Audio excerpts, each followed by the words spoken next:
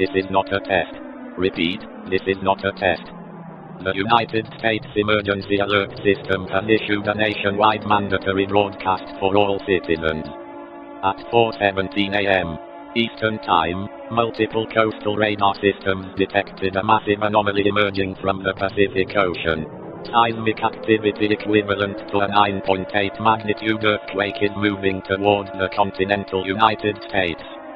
Federal authorities have confirmed visual identification of the entity known as Godzilla. The creature is advancing inland at a rapid pace. Significant structural damage has already been reported along the western coastline. Residents in coastal and metropolitan areas are ordered to evacuate immediately and seek reinforced shelter. In addition, unusual global energy fluctuations have been recorded. Officials are referring to this phenomenon as the Great Awakening, a worldwide event involving unknown atmospheric and electromagnetic changes. All military branches have been deployed.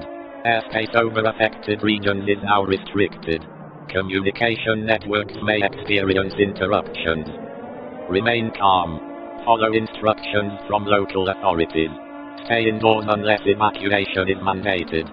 Keep battery-powered radios active for continuous updates. This message will repeat.